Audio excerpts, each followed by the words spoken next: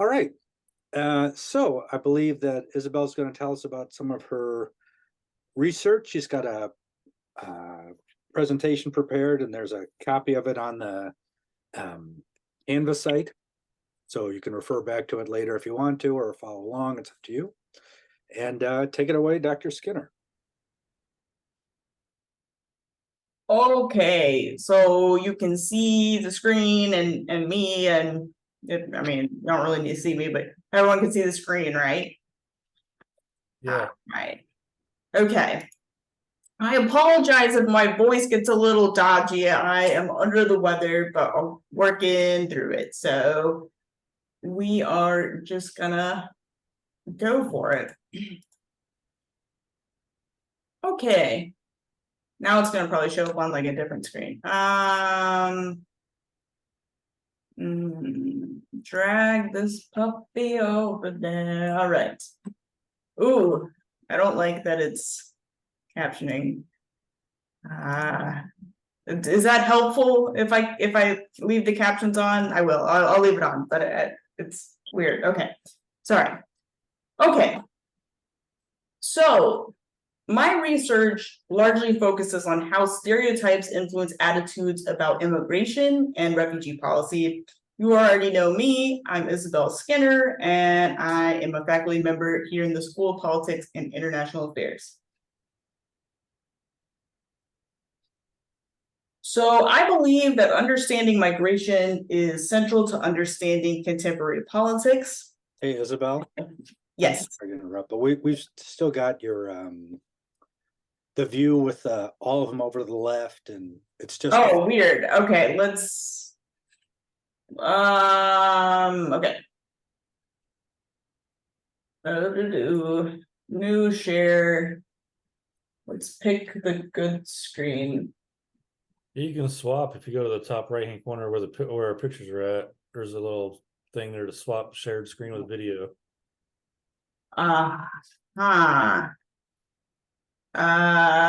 Lights open, the cursor's on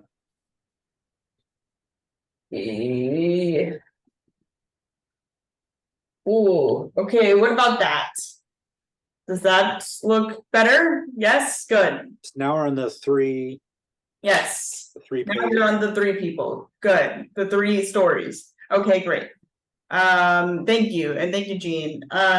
So I believe that understanding migration is central to understanding contemporary politics. I try to keep this page updated when I use this slide, but it's changing so fast that I can barely do that. But these are just some examples of high quality news coverage of immigration and refugee issues. So my research agenda addresses trends in immigration and policy and their political and humanitarian consequences. So I care about the political outcomes, but also about the humanitarian consequences on, again, populations who are under pressure. So I focus on the trends of securitization of immigration policy and the racialization of immigration policy. And I'll explain what that means momentarily.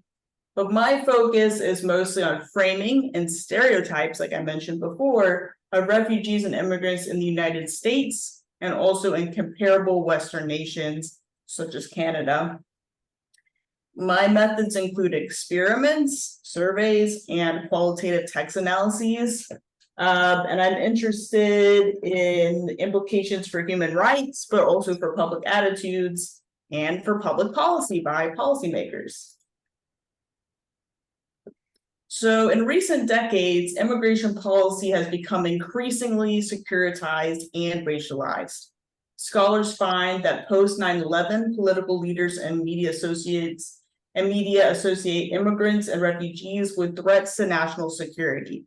In other words, on the news, images of refugees and immigrants are often related to threatening stories. This is sort of related to if you are interested or know anything about race and ethnicity politics literature and the portrayal of people of color in association with crime stories and like the crime script.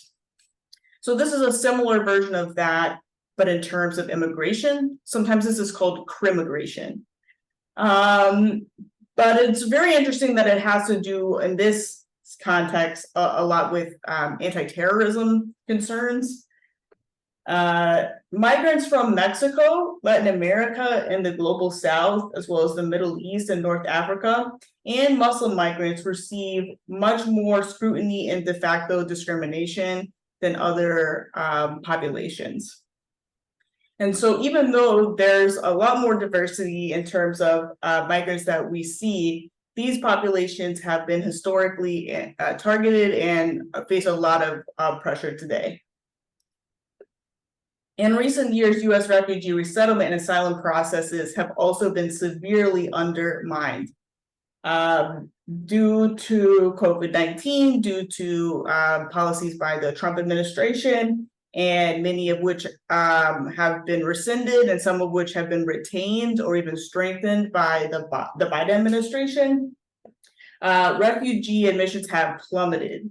The US used to be a world leader in terms of refugee resettlement, arguably the world leader. However, in recent years, other nations such as Canada and Germany have had to take over that spot. And so this is true of refugee admissions, but there are also have been an unprecedented need, but lower levels of asylum applications and other forms of humanitarian migration. Also, rates of immigration have fluctuated. My research asks, how does political rhetoric impact public policy towards immigration policy? So again, the way that we talk about these things matters.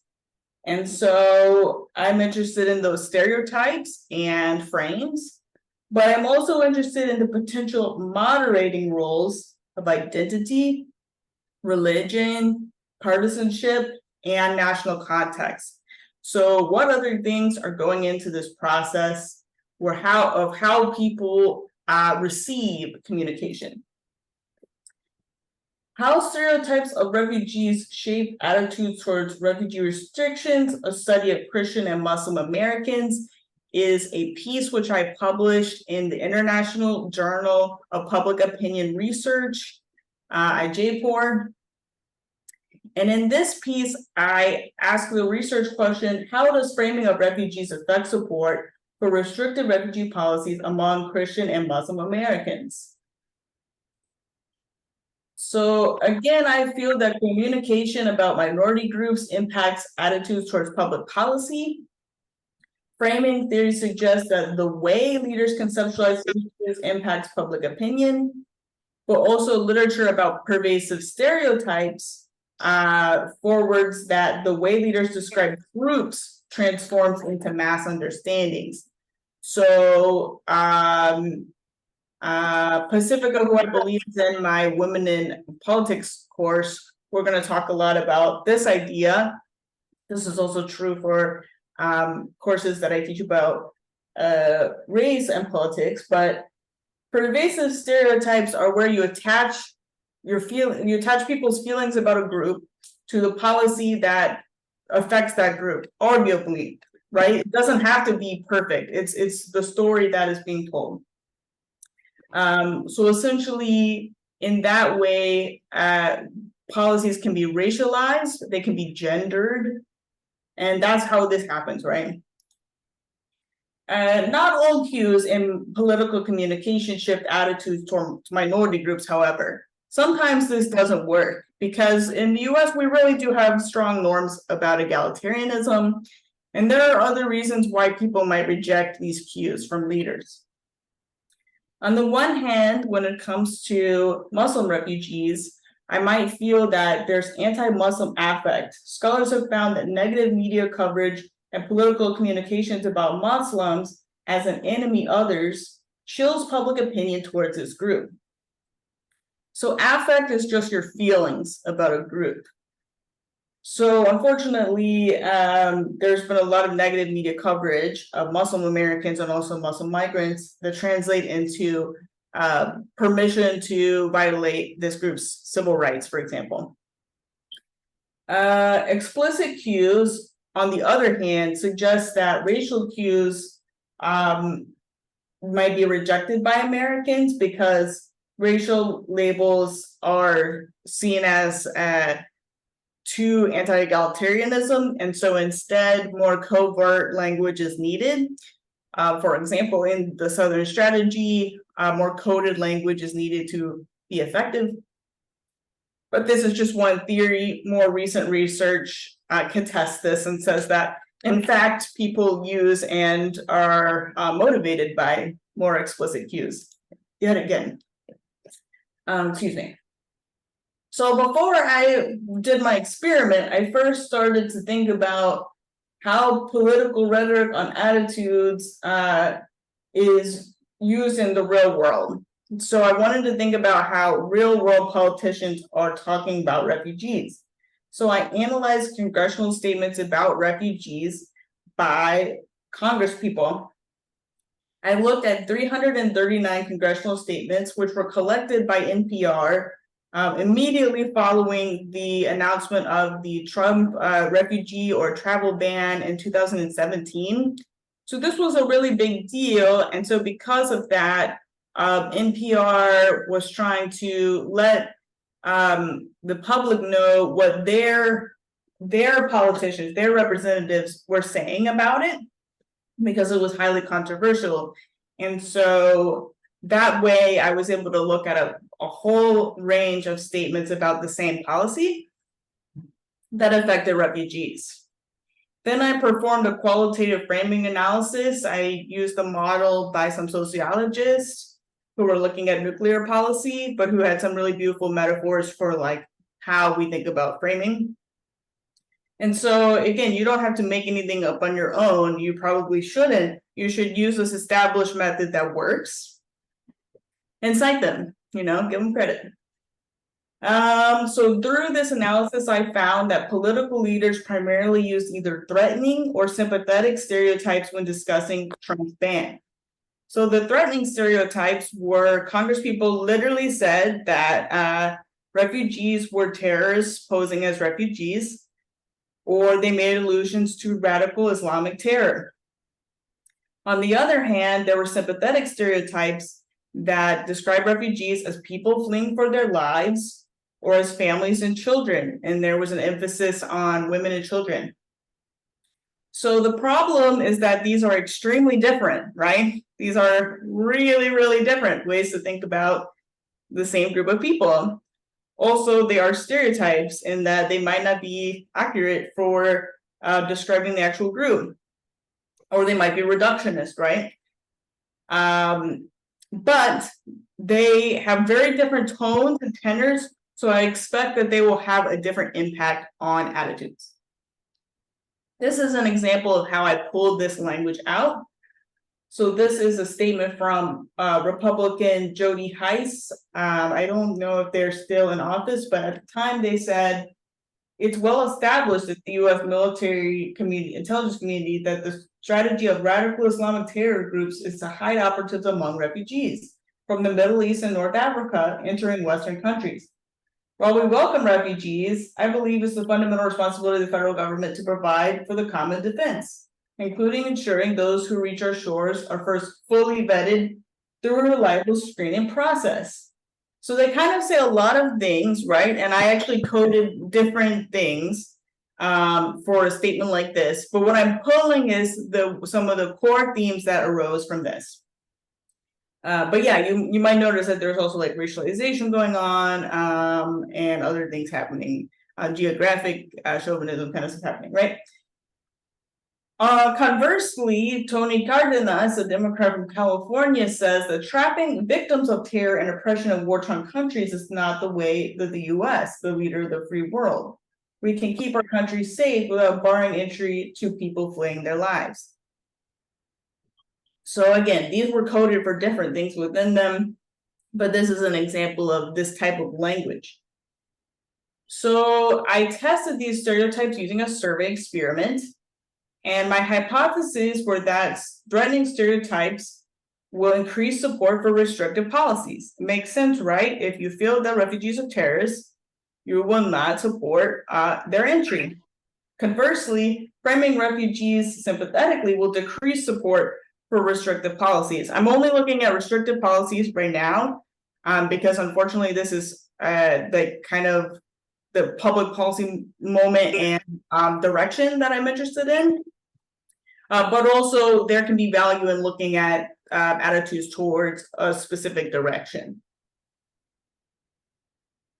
So I offer competing hypotheses as well regarding explicit references to Muslim refugees.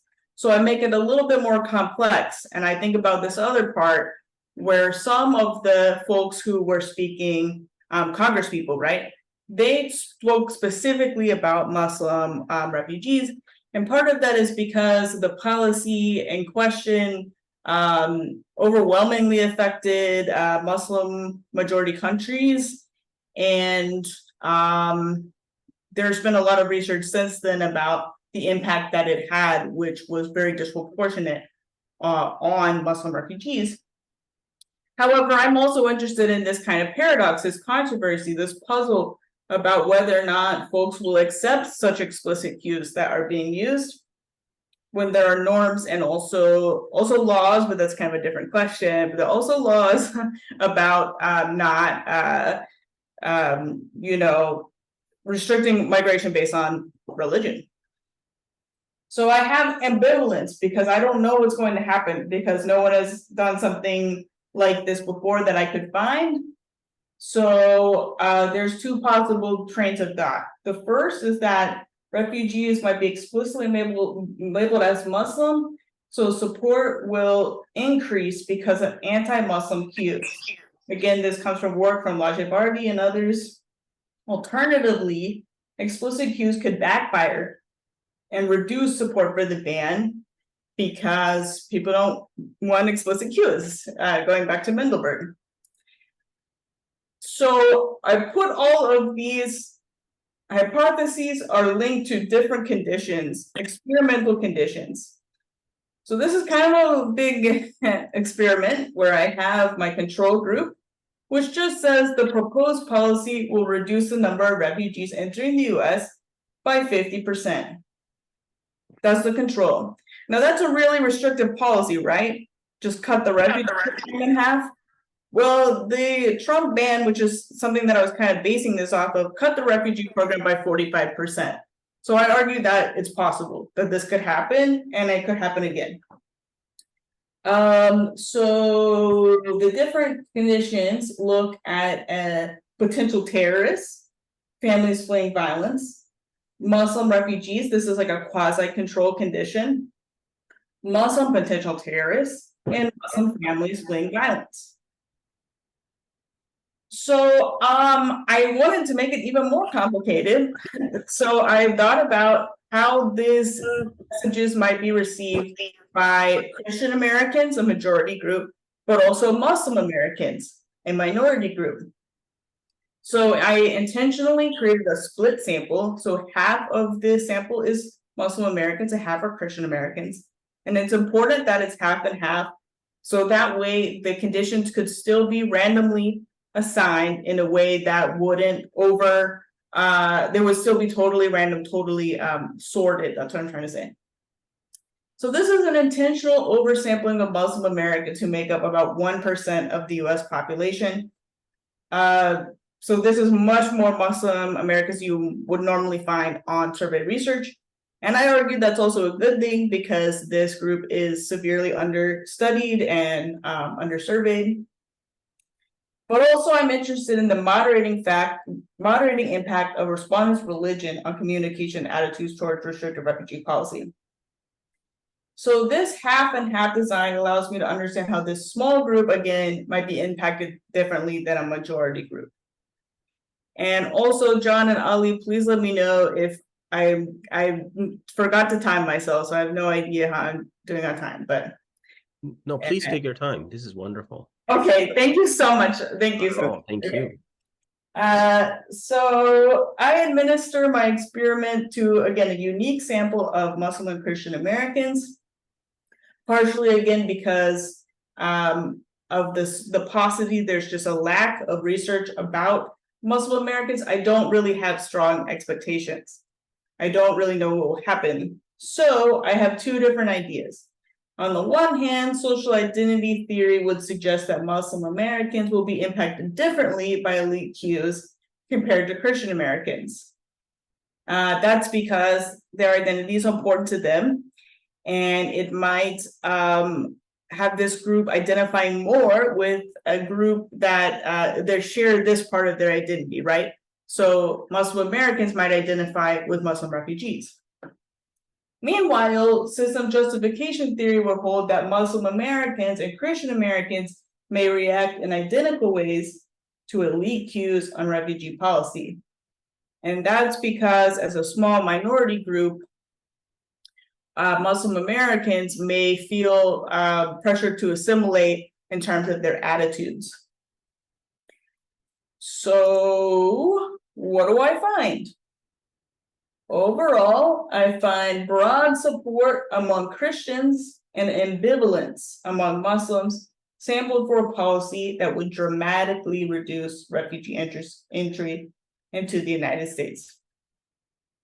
While support for the restricted refugee policy is highest in the potential terrorist condition, I find no impacts in either subsample of the threatening or sympathetic frame on support for restrictive policy compared to the control condition. So in other words, I don't really find that the framing is working so much, but I do find that there is a lot of support for very restrictive policies, and that there's most support in the potential terrorist condition. Okay. So I also have this other layer, right, about Muslim Americans.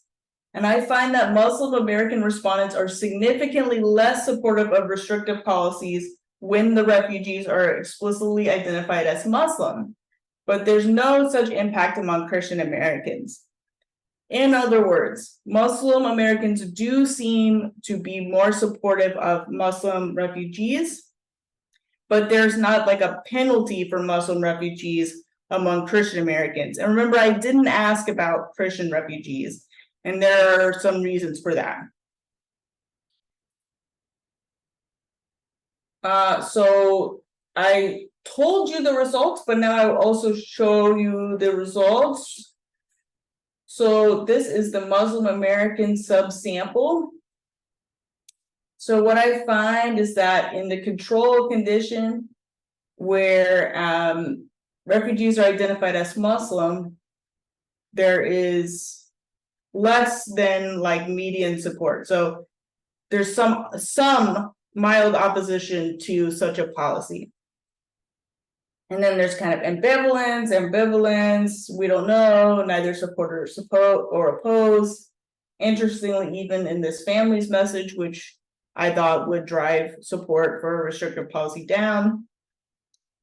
And there's a little bit more support in this potential terrorist, not Muslim potential terrorist, which is right here, but potential terrorist condition. But it's not significant. And the way that you know that is because these bars are all overlapping. And these are 95% confidence intervals. Over here on the Christian American subsample, right away you should see some differences, which is that everybody is over this median line. There is broad support for this restrictive policy across conditions. However, again, there are not significant differences between the conditions. But also, interestingly, we don't see any like Muslim penalty. So there are a lot of implications for this. I'll go ahead and talk about them a little bit. I don't really have an implication slide, but some of the implications are, first of all, that Americans are very willing to support extremely restrictive policies. And my work isn't the only work that shows this, but I've replicated this a few times. So that could be concerning from if you're a policymaker or someone working in the refugee services field, for example. But also, it's really interesting that if you're like Tony Cardenas, or if you're a congressperson and you're using sympathetic framing, it doesn't seem to be working, right? If you're a congressperson and you're using threatening framing, it doesn't really seem to be working either, but it's definitely, everything is pushing towards that, approaching that direction, right?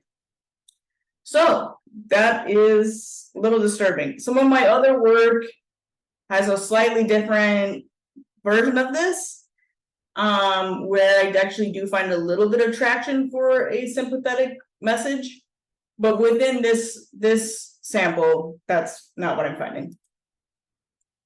So I now talk a little bit about my broader agenda. Overall, my research agenda investigates attitudes towards refugee policy from a variety of approaches and methods. And I would also like to say immigration policy more broadly. I examine trends in state-level immigration policies. This is published work in Social Science Quarterly. I've explored attitudes among resettled refugees. This was part of my dissertation, where I was able to survey a very small group of refugees in Tucson. And I would like to hopefully take another crack at this at some point, though this is very difficult work to survey a small, hard to reach population. Within an experiment, I also test how foreign cues shift domestic attitudes towards restrictive immigration policies in the US and Canada. So my co-authors and I published this in American Political Science Review under my maiden name, Williams. And this was interesting because it showed, again, this gap between the cues, in this case, the endorser who is telling you about the policy, and like the content of the policy itself, like what's actually happening. So that is interesting. I also show how security frames polarize Democrats and Republicans' attitudes towards immigration policy. That's currently under review. And it's not published yet, but spoiler alert, I will tell you that what's happening here is that Republicans are sort of taking off in one direction towards being very receptive towards security cues. So the polarization is not even, in that in order for there to be a gap, it doesn't mean that it's like pulling apart like perfectly symmetrically, right? A gap could be because somebody's moving and somebody's standing still. Or they could be running away from each other, but at different rates. And so all of these things are really interesting.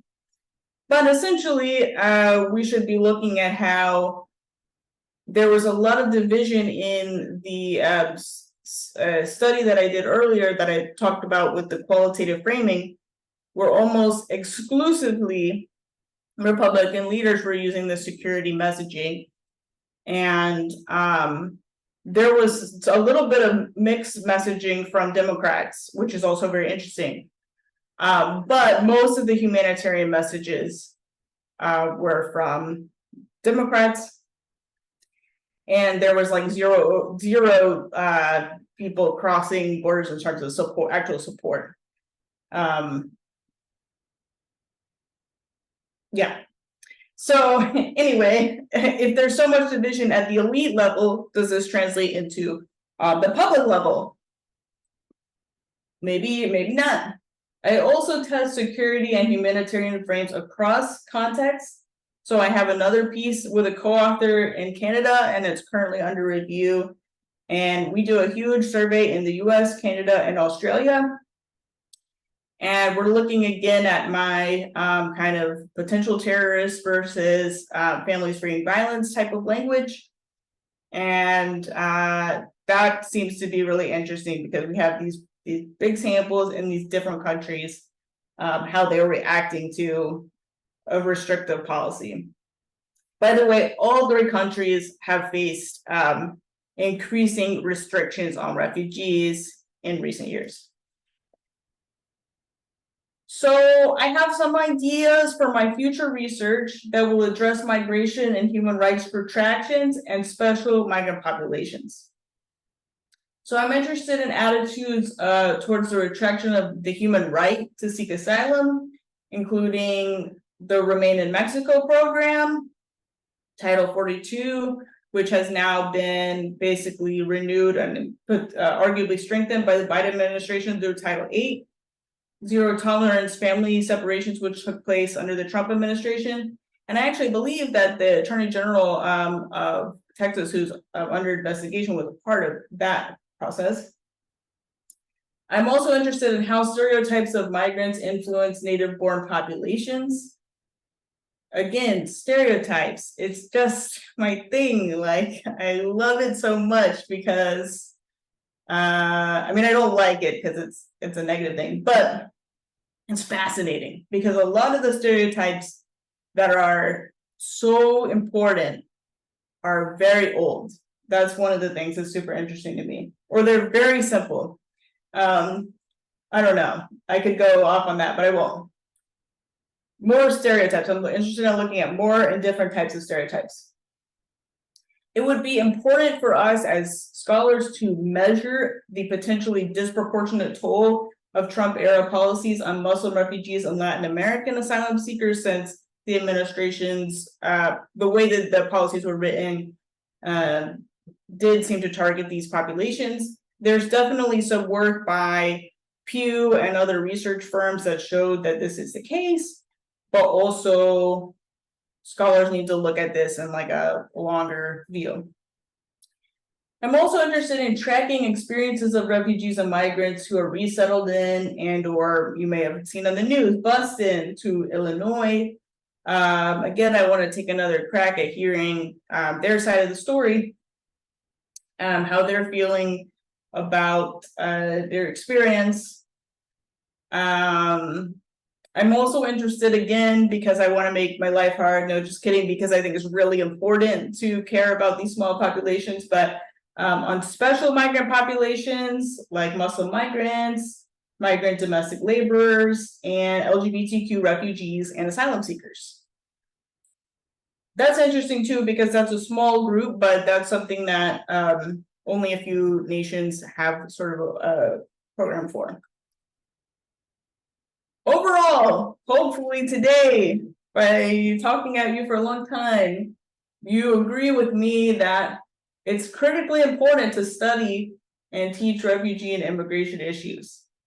That's what I have come to, and I will definitely continue to do so. Not only in my class that focuses on immigration, but also through every vein of my research and in touch on it in every class that I teach. Thank you so much. Again, here's some courses that I teach. US-Mexico border politics. Currently teaching African Americans and American politics and women in politics. Working on revamping race and ethnicity politics. I teach 201 for the undergraduates, supposing a seminar for the undergraduates. And in the future, I would like to create a global refugee policy course. Also, I forgot to mention, but I know Ali teaches some global issues types of courses that are super related. So yeah, I hope to see you all in some of my courses, and thank you for listening today. All right, thank you very much.